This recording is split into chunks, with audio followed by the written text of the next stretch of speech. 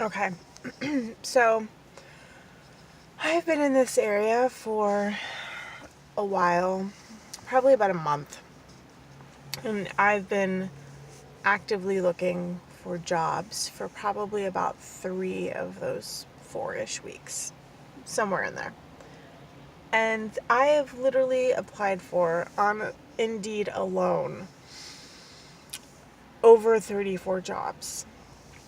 And these jobs range from anything to from dishwashing in kitchens to front house, cook, um, pet services, um, personal assistance, farmhand on ranches here in this area. You name odd jobs that I could do, and I've applied for it. Um, Here's what I'm kind of learning, at least in the restaurant side of things, when it comes to being in a position that I am in, um, by not having a residency. And I want to talk about it because I, as being the girl that's had a job since she was 15 and never really genuinely understood homelessness and why people wouldn't help themselves and get a job. And what I'm learning is I'm kind of doing a social experiment on myself, really. What I'm learning is that once you're in this situation and you don't have an address, or at least family members that you're staying with, um, they almost automatically say no without even really interviewing you to see if you have skills that would be of benefit to them. So even if I'm way overqualified for a lot of these jobs that I'm applying for, and they almost immediately turn me away.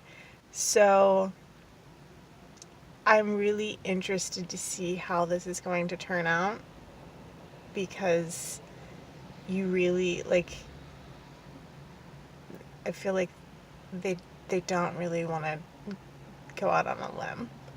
And if you tell them you'd rather not disclose where you sleep because it's in the back seat of your car, um, then they get really curious. And I've also told someone that that's what was going on. I've done both. I've said that I've preferred not to tell them where I stay because it's really none of their business and we're just in an interview process. I don't really have to give you that information, just like I really don't have to give you my social security number on an application just because I'm filling out a job application. It's not a requirement for where we are in this process. Um, they don't turn you away quite as quickly when you tell them that you'd prefer not to disclose where you stay, but if you tell them that you sleep in your car, they immediately end the interview and send you on your way. So I've done both. It'll be interesting to see how that transpires. This is a fun journey. It's difficult. It really is.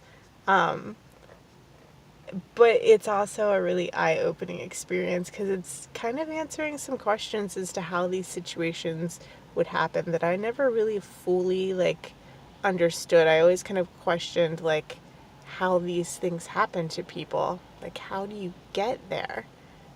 Well, once you're here, it's kind of hard for people to go out and trust that you'll be there and show up.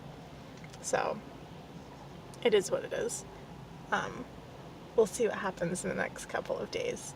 I honestly think that if I'm not able to land a job here in a city where I have family on both my mom and my dad's side, um, then I should probably just move on.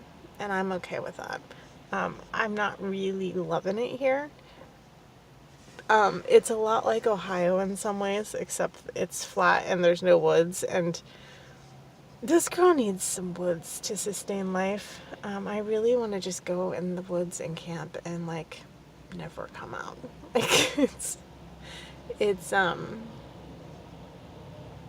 just what my soul needs, and they don't have that here. There's a beach, but you know, whatever.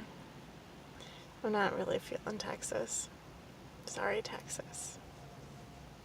Other people love you, really, they do. I might not just be one of those people. I'm sorry. But I'm gonna try. I'm making an effort, I really am. But if I can't work here, I can't stay because I I I can do better than panhandling. Sorry. Anyways, um we're gonna try to nourish our bodies and not get sick and angry about it later.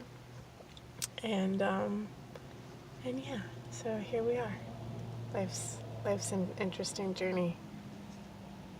Should be epic.